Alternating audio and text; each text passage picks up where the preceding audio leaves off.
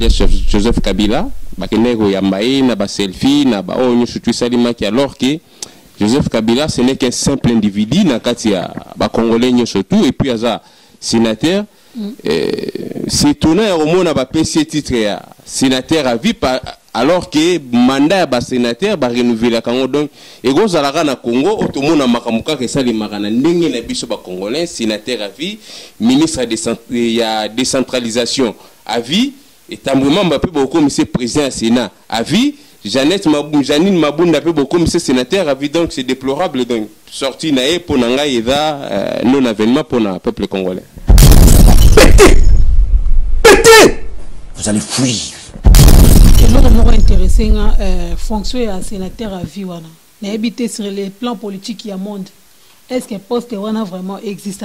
Mais les gens existent raté ce que tu as lu montant bazola c'est banderole il y a sénateur à tout naïba bateau ba yirola ti babi mais bobo sani go baksa à vie bango ba sekaki donc c'est que à vie wana ezala raté donc ba congolais bazola nananga ina yo dembo moi si mandefo moko kaka ndongo le bio sala na Paris ba ebiki sénateur à vie azala raté même na France auto vandi ba sénateur à vie bazala raté donc ce n'est que au Congo auto mona makambia sénateur à vie yé moko tuni bango sénateur à vie bo baksa au point bo baksa au point ba biki mbala sima to baksa sénateur à vie allez-y comprendre.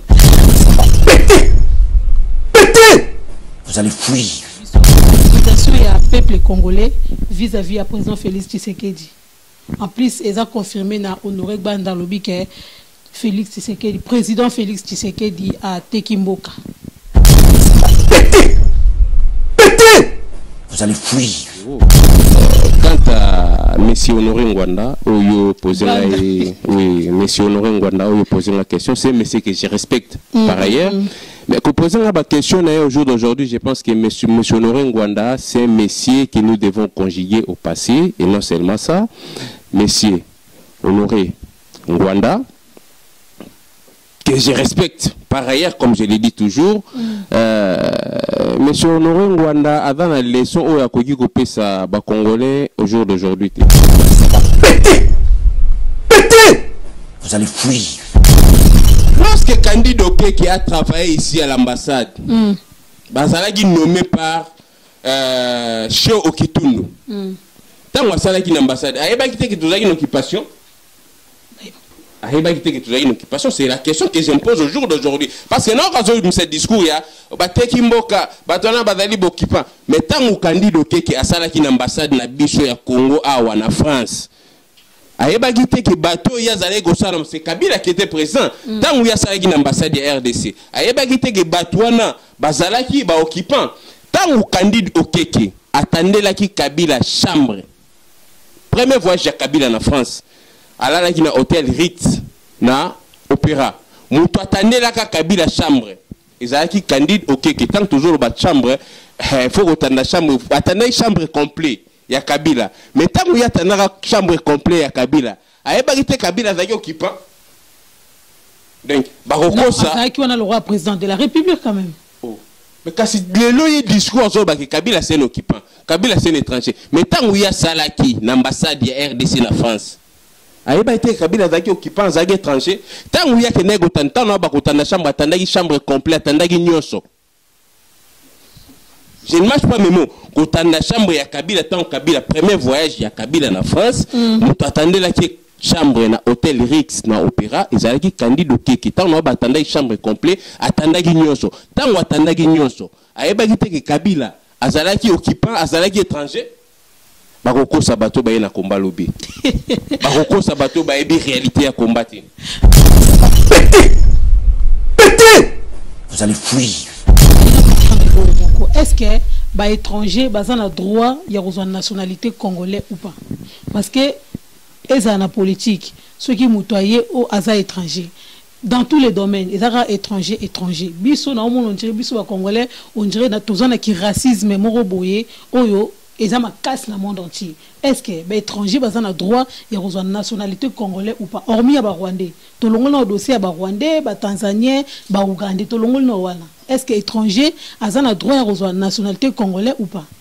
Mais étrangers ceux qui ont rempli les conditions en bonne et due forme.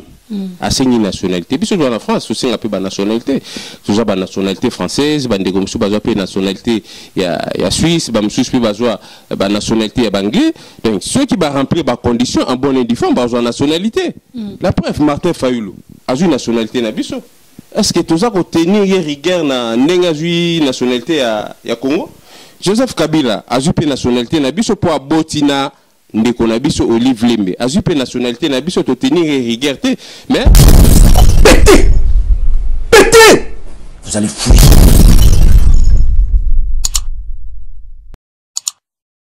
Cher ami internet na pesi bino mbote bisika bozali bozabon en direct ya Flairmont HD ya Dembawe mo masa mandefu azalaka moko na Paris lelo bozana kati ya émission na biso tola musa masolo ya mboka na biso nazo yambela bino moko ya biso oyo ya ba combattant o azalaka bongo na Paris pour actualité ya politique na biso depuis 1960 jusqu'à présent makambo sika et bota marakak bana ba bota marakak tous les jours yangwana na ngana kabola lisolo lelo na ndeko na biso Papi Volcan autrement dit o ba bengara el Krakatoa il m'a expliqué biso c'est quoi el Krakatoa donc on a ça bon déjà bonsoir na katsa plateau na biso boni papa qui meza na ngolo nzambe el Krakatoa na wana elingarola ekola sanini el Krakatoa ezara volcan donc moto ya volcan ba bombarana ba pompier voilà donc ils a el Krakatoa donc ils a gara volcan échanger té. Ok, merci beaucoup. Na c'est tu koyoka introduction nanga émission nanga ezali to la musa masolo ya mboka. Masolo ya mboka esila raté tous les jours tozala kana masolo na ya kala na ya sika donc tous les jours to beta mokaka.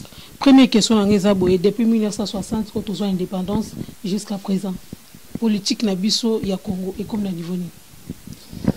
Depuis toujours indépendance dans le politique ya mboka na biso cela n'engage que moi politique ya mboka na biso en tout cas ndombolo ekoti makasi na kati ya politique ya mboka na biso. À part ndombolo tozana ba sport tozana ba blog ebe yo tuninga makamu ya politique ya mboka na biso politique ça n'a rien à voir ça n'a rien na lobby politique ya mboka na biso ndombolo ekoti donc musique ekoti na kati ya politique ya mboka na biso. Si on a vu que nous écoute la politique ça n'a rien à voir dans le sport, ça n'a rien à voir dans la musique, ça n'a rien à voir dans nini. Na répondre par rapport à la politique yambo canabiso, donc nous écoute donc politique yambo canabiso et autres mola pena ndenge longo banité. Si on a ndenge lobby que politique et ndombo écoute na racha politique et là on y yoro loba pour na peuple congolais ba obazana ba bibonga ya politique wana. Na baza na ba bibonga na kati ya mboka na biso na koloba na bango ageso baza na bibonga na eza pona basala pona peuple donc parce que slogan to Kondo Papa Tshisekedi wa Mulumba combat na ezalaki pona le peuple d'abord mais autour na Congo lelo eza susu pona le peuple d'abord te na opposition na baza na bibonga na kati ya mboka na biso tozomona te place bazoko de se défendre pour le peuple na biso donc en soi ceux qui ya moto yambi na plateau na yo azali combattant non aligné azali sima politicien moko ni sima ya opposition ni sima ya pouvoir mais azana pour le peuple congolais à défendre pour le peuple à défendre le peuple congolais à défendre intérêt à peuple congolais donc nazaka molangi pembe na lobaka vérité donc voilà. OK, merci beaucoup Papi Volcan. Tozokota na deuxième question na biso. Tout le monde qui mikolo eleki emplacement ya kabla na kati ya Sénat, tout le monde qui déjà kobima na kinga kati ti na parlement, tout le monde qui ba congolais bazolanda e peuple oyo so défendre bazolanda e bazobetela maboko et en plus tout le monde sous ba sénateur y compris la présidente a telema ki lisusu pona koyamba ko betela maboko na ba selfie. En tant que molobeli ya peuple congolais, okoyi kolobani. En tant que molobeli ya peuple congolais sorti à Hippolyte Kanambe alias Joseph Kabila na Sénat na biso comme na président ya sénateur talango au peuple me fait tala de bandeko pe batola na ba mona gina tala bango donc kumta la président ya Assemblée nationale na biso na président ya Sénat na premier ministre ya mboka na biso bakende koyamba Hippolyte Kanambe alias Joseph Kabila bakende koyamba na ba selfie na ba onyo surtout salima ki alors que Joseph Kabila, ce n'est qu'un simple individu, na Congolais surtout, et puis aza sénateur. C'est étonnant au monde n'a pas payé ce titre sénateur à vie alors que mandat ya sénateur ba renouveler kango donc et go zalaka na Congo otomona makamuka ke sali makana ndenge na biso ba congolais sénateur à vie ministre de décentralisation à vie et tambouement Mbappé beaucoup monsieur président Sénat à vie Janine Mabunda peut beaucoup monsieur sénateur à vie donc c'est déplorable donc sorti naé pour nanga eda non avènement pour le peuple congolais. Et l'autre mot intéressant fonction à sénateur à vie wana na habité sur les plans politiques il y a monde. Est-ce que poste wana vraiment existe? Mais les gens existent raté ce que tu as montant bazola c'est banderole il y a sénateur à tout naïba bateau ba yirola ti babi mais bobo sani go baksa à vie bango basekaki donc c'est que à vie wana ezala raté donc ba congolais bazola nanga ina yo dembo moi si mandefo moko kaka ndongo le bio sala na Paris ba ebiki sénateur à vie ezala raté même na France auto vandi ba sénateur à vie bazala raté donc ce n'est que au Congo autogo mona makambia sénateur à vie ye moko tuni bango sénateur à vie bo baksa au point bo baksa au point ba biki mbala sima to baksa sénateur à vie. Allez-y comprendre. Ok, merci beaucoup, merci beaucoup. Oh bon là d'abord ezabongo émission na biso ya tola msama solo amboka. Derrière notre caméra na zabongo na mes deux réalisateurs ezabongo Yves Genda les descendants na Willy Kousou. Merci à Lolo Swami Babi ya o Alex Rabale qui na Nzela César Ngadi Babi Maël tout ya bana motikile Evandi et pas César Ngadi Bambote et Sikozali. Sans oublier le messager Balion de la presse et d'une image. La bonne sanité, on a les babi toujours beauté, hein? Babi, y a pas la batete là. So oui, Valère y a Jesse et pour la Jesse, donc comprendre Valère Amadou Chako. Donc so lié à noter, moi pour comprendre où ils étaient, marche suivre. Tu continues la troisième question la biso, accusation y a peuple congolais vis-à-vis à président Félix Tshisekedi. En plus, ils ont confirmé na Honoré Banda Lobi que Félix Tshisekedi, président Félix Tshisekedi à Tekimboka.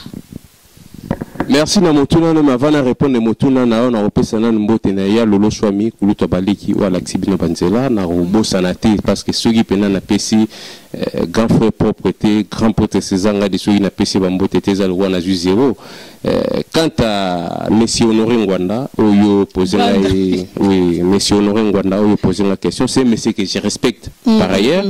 Mais pour poser la question au jour d'aujourd'hui, je pense que monsieur Honoré Ngwanda, c'est un monsieur que nous devons conjuguer au passé, et non seulement ça.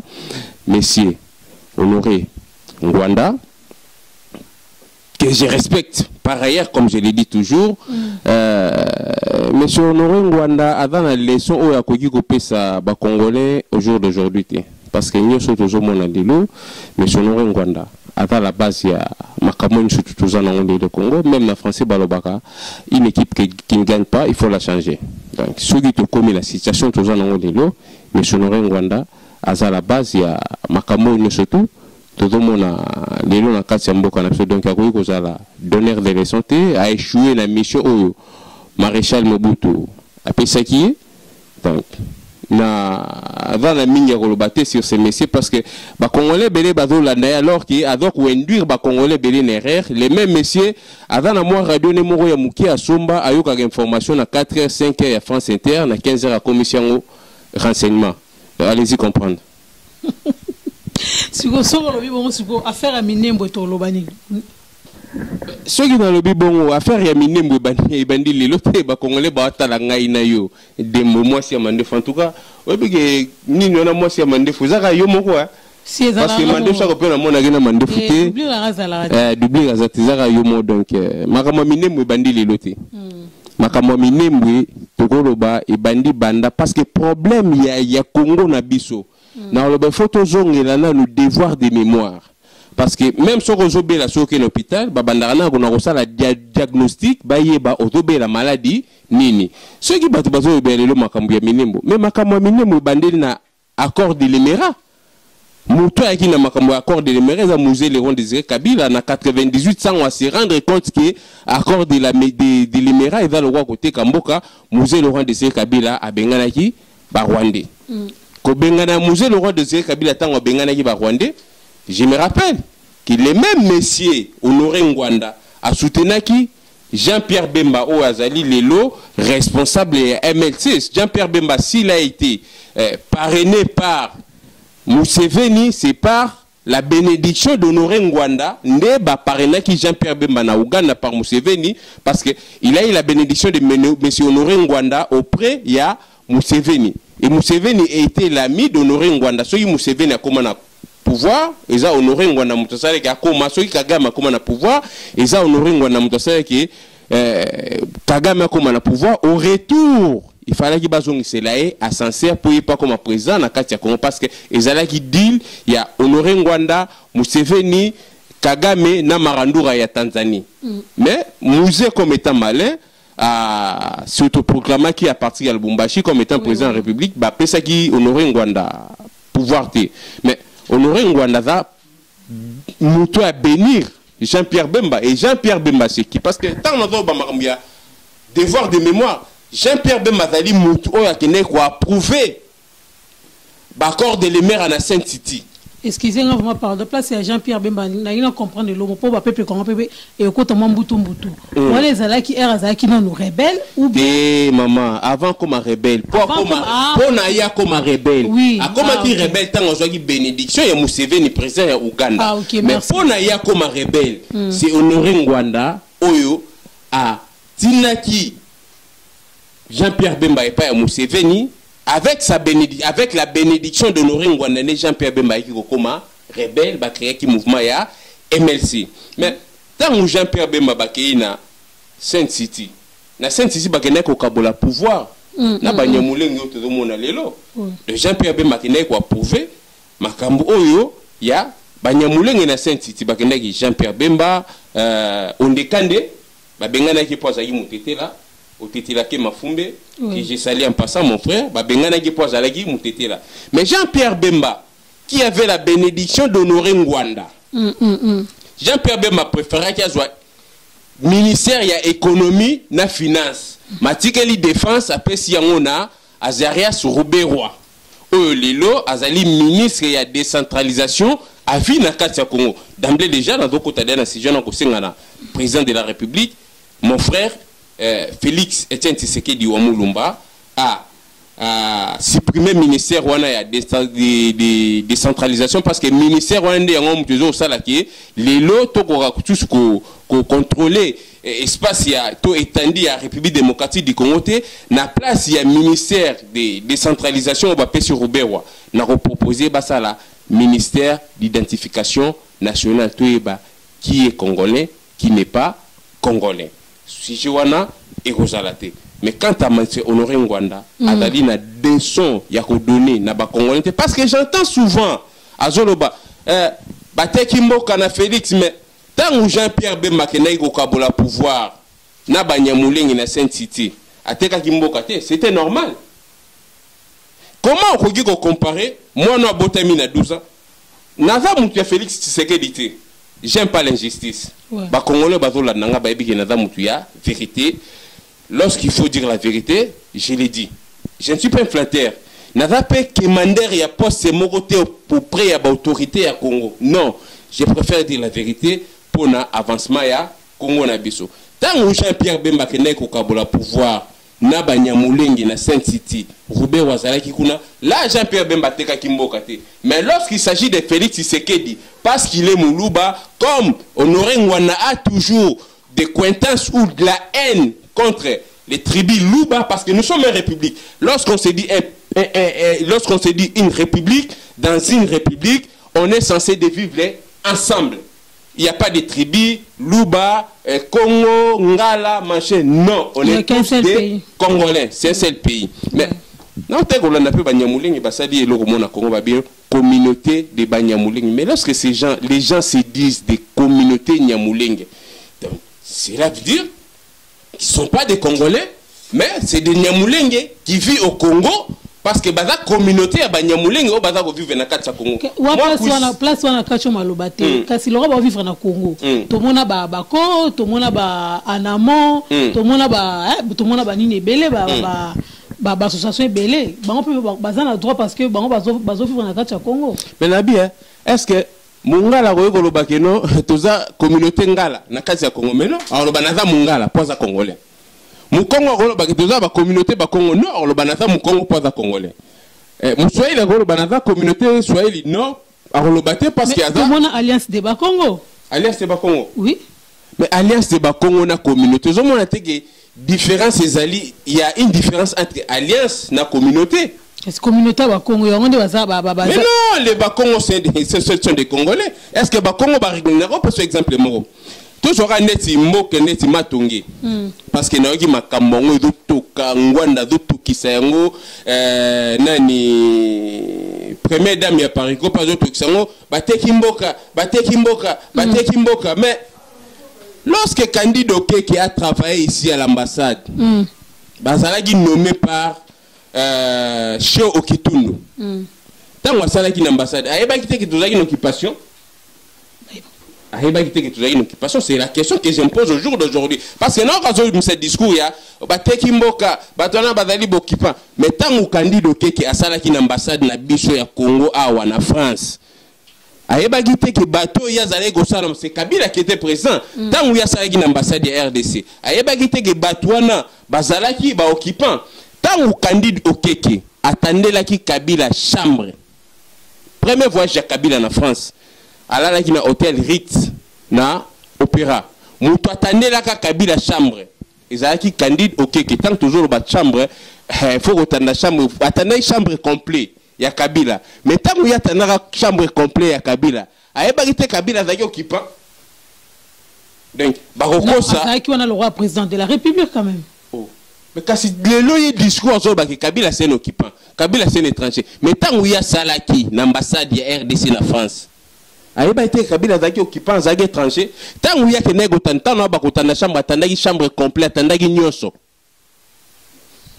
Je ne marche pas mes mots. Quand on a chambre ya Kabila, tant Kabila premier voyage ya Kabila en France, on attendait la qui chambre na hôtel Rix na opéra ezalaki Candido Okeke tant na batanda chambre complet atandaki nyonso tant atandaki nyonso ayebaki te ke Kabila azalaki occupant azalaki étranger bakoko sabato ba na komba lobi bakoko sabato ba ebi réalité ya combattre. OK to tigali na des questions pour na to clôturer mission na biso na ina comprendre lo moko est-ce que ba étranger bazana droit ya rejoindre nationalité congolais ou pas parce que et ça la politique ceux qui moutoyé au hasard étranger dans tous les domaines ils sont étrangers biso na on dirait biso ba congolais on dirait na tozana qui racisme moro boyé oyo ils ont ma casse le monde entier est-ce que ba étranger bazana droit ya rejoindre nationalité congolais ou pas hormis ba rwandais to longo na dossier ba rwandais ba tanzanien ba ougandais to longo na wana est-ce que étranger azana droit ya rejoindre nationalité congolais ou pas mais étranger ceux qui a rempli ba conditions en bonne et due forme à ces nationalités. Puis dans la France, c'est un peu la nationalité. Tout ça, la nationalité française, bande comme ça, la nationalité il y a Suisse, la nationalité anglais. Donc ceux qui vont remplir les conditions en bonne et due forme, la nationalité. La preuve, Martin Fayulu a une nationalité nabiso. Est-ce que tout ça qu'on tenir rigueur na nenga nationalité à Congo? Joseph Kabila a une nationalité nabiso pour abotina ndeko na biso Olive Lembe azupe nationalité na biso to tenir rigueur mais sauf que quand nationalité congolaise il faut briguer ceux qui ba mandat mo ki netina niveau mo sur ndeni banyamulenge bazwa ki nationalité massif la période de maréchal Mobutu après na 74 ba retira ki bango nationalité wana mon jour d'aujourd'hui ceux qui Félix oui tous à contre makambo no surtout Félix alobaki ya keno banyamulingi baza bandeko na biso toza contre mariage ou ya Salina FCC congolais nous sommes d'accord na ngote tango ba banyamulingi baza bandeko na biso soko landi même ba image wana na Angleterre bato bazalaki na salle balobaki non baza bandeko na biso te donc c'est quelque part bata banyamulingi ba yi kovanda na mabele na biso mais bakoki ko kindeti na ba et dans la poste au bakoki ko briguer et dans la poste monsieur bakoki ko briguer mais comment on a Azarès Rubewa ministre de décentralisation à vie et nous on est toujours condamnant. D'ailleurs je propose au chef de l'État de supprimer les ministères de décentralisation dont Azarès Rubewa occupe aujourd'hui à vie et à la place je propose un ministère d'identification nationale Touyeba, qui est congolais, qui n'est pas congolais, Et voilà. Tokoki pour avancer, toko s'éterniser sur makambi ya ministère, to ye banana za congolais na za congolais. Et na ministre moto zo pela. Ndako ezozika. Soki moto zo pela, to ndako ezozika. Toko pona mai o toko bumela na moto teke photo zoka mai moko ya propre poto ya ko bumana na moto. Non, mai nyoso za pembe na mai ya nye, mai ya salité, mai ya nyoso tout. Il faut to boaka poto buma moto. O ada place wana ada mwana mboka. Naza ko défendre ete.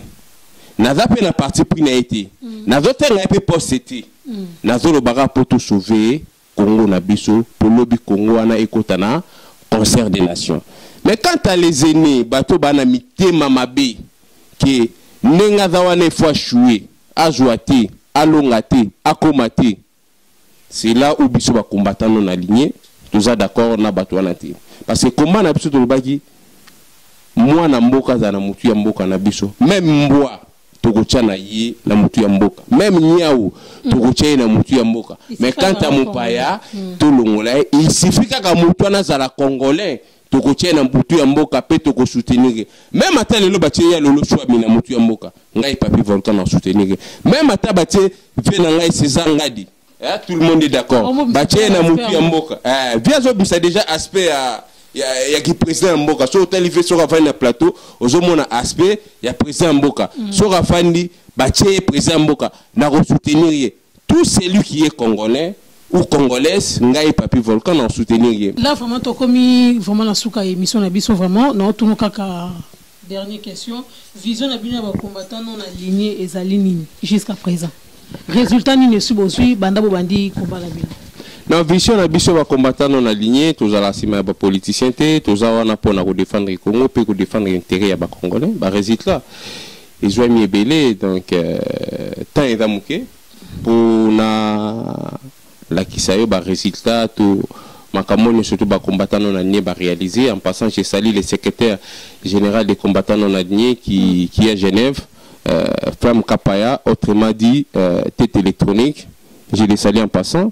Les combattants non alignés, tous on a pour le Congo, tous défendre l'intérêt du peuple congolais, tous on a un projet à Malamu pour le Congo, puis un projet à Malamu par rapport à nos prédécesseurs, Kabila, Tshisekedi, Mobutu, Kasavubu. Donc, nous avons aussi mis à proposer par rapport à tous ces prédécesseurs-là. Ok.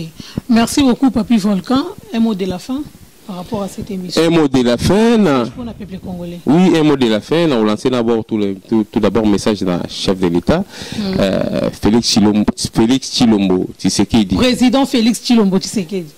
Félix Tshilombo Tshisekedi. Notre président. Ben oui, le président. L'émission, il faut vraiment préciser, sinon. Mais il est obligé d'être. Félix Tshilombo Tshisekedi a bien Kabila présenté. C'est notre président. A bien Kabila présenté. De la même manière, on a bien obligé de la bien présenté. Mais c'est un frère, mon frère, Félix Tshilombo Tshisekedi, qui j'ai salué en passant, 5 ans frère. On a obligé de la bien présenté. Il y a Félix Tony, il y a Félix Tshilombo. Kasi le robot il faisait avec. On a aussi une école à Makanda. On a aussi une école à Makanda Kabobité. Où il y a Jalelo, na Jaleli c'était. Vous comprenez? Na Rosingaye. Ouais. A armé biso ba combattant non aligné. Ouais. Na ba allié ou ba combattant non aligné battant na bango. Tout ko libérer mboka na biso. Parce que ou doli kana est na biso. Eza inadmissible. Donc c'est écœurant. Étant congolais, fils du Congo, mboka oyo, Lumumba tikela biso, Kimbangu tikela biso, Kimpavita tikela biso, je suis obligé et j'ai le devoir de m'appliquer et de m'impliquer pour te libérer, mboka en Congo. Lorsque je vois des gens comme des Daniel Safou, Ali Bitoto, il y a Badaï Rolobana Batuke, Balin Dakala, mais il y a des Bitoto. Tout ce qu'on a présenté dans l'Est, tant que nous avons la commune, Minembwe. Et puis, va présenter Kaka, bon en passant. Si on a l'image, on a vu que vous avez l'image, on a bon s'éclipser comme nous, à Monique, place où on a pena, et ça là qui a été. Donc, Daniel Safwa, qui est là, alors, il y a Mike Mukebai, Ali Matamba. Mais Alibi Toto Yangwindi. Donc, un traître trahira toujours. Daniel Safou comme député par accident avec la diaspora mutu ya nzala matokolo ezalaki peuple congolais le lot futa yazo liambon ya contribuable congolais tout le monde a joué santé et puis a commis le tchoko na kimukolo na 50 ans à son âge ozo tchoko c'est déplorable tout le monde va député à Congo ba commis le tchoko on na zo saluer ka vena nga sezanga da musika liboga alors ba écoute que tortini njata ba pesi là na ba poche yesanda. Allez-y comprendre. Daniel Safou c'est un traître. Et il trahira toujours. Dans la commission de défense et sécurité, Moutoua me mis la commission en Italie, Jeannette Kabila. Et le même Daniel Safou a ganga kombo ya ngunza kingunza, a ganga kombo ya mvuluzi kimbango. Mvuluzi kimbango gondi mabata. Bon, biso ne ba descendant mvuluzi kimbango. Biso ne toujours défendre idéologie en mvuluzi kimbango. Bato ba banaki pe idéologie en mvuluzi kimbango na Paris awa. Ezaka biso ba volcan. Mais chef de l'État a armé biso. Pour te libérer Congo na biso ina ko senga na ye loko la zali mwana Congo tuyebi tata na ye tuyebi mama na ye tuyebi ndako na baona limité ya ba Kabila tuyebi te ya ba nani Rubewa tuyebi te ya ba Jeannette tuyebi te puis Jeannette balobi badama pasa na Joseph Kabila jamais na mona mwasi moko aboti mapasa moko abotami na Katanga moko ke yiko bota mana o e bordo yo boti moko siko yo okangi lisusu nanu ko bota ozui avion to zu mutuka o déplacer ko bota na yo abora donc allez-y comprendre que dans makamya lokuta eza ba mapasa moko fabriqué Félix Tshilombo Tshisekedi atali mwana mboka c'est notre frère. C'est le moment de soutenir tant on a que ndako shoko jozika ba pona maite pona roboma moto mai ya propre tokoki ko boaka mai ya salité tokoki ko boaka mai ya nye tokoki ko boaka l'essentiel kaka moto sala nini ekufa donc ba très très nyo surtout ya Congo boye ba ke peuple congolais azota la bino naza na commentaire ebeli ko salate naza pe sima ya ndeko nanga Félix Tshilombo Tshisekedi te mais je suis un combattant non aligné. Lorsqu'il faut dire la vérité, dans la vérité, il a toujours cité, dans mon tour, il a manipulé pour que peuple congolais honoré Ngwanda, Aïbaki, Tanae, et Dali, révolu, et d'information, il y a eu 4 heures, il y a France Inter, à commission renseignement à 15 heures, Aïbaki, peuple congolais a déjà mature. Moi, 2-3 personnes sur Azali en beauté. Moi, 2-3 personnes sur Azali en beauté, c'est déjà beauté, dans ma modèle Yombo. Maman ou alia kanabana ya babola donc maman Adel Yombo moi malula maman ou alia kanabana babola ceux qui parlent na Bautiste à ceux qui parlent na bano baza bakizengi à ceux qui parlent na balbinos et ça ba maman ou ba mutombodi kembe ba to na oka rebele ba boaka kana ebitu sui bazala pe na mbongo ya solo to mbongo ya lokuta ba boaka kaka donc ceux qui pasingangi pe akoyi pe ko aider maman wana Maman Adel Yombo, place Azali, Pasingangi pe, akoyi aider maman wana washunga kabana ya babola na Congo, ava kosala action humanitaire partout na kati ya Congo, ba mutombodi kimbe pe bakoyi aider maman wana, maman Adel Yombo. Moi malula ba Bernadette Masongono ka pe ba yemba ke na ndimanga te soki peza na mbongo soki peza solo soki za lokuta soki peza solo bakoyi ko aider ne ba maman wana ya bongo bakoyi pe ko pesa ba dona ba kleboa bakoyi pe donc voilà.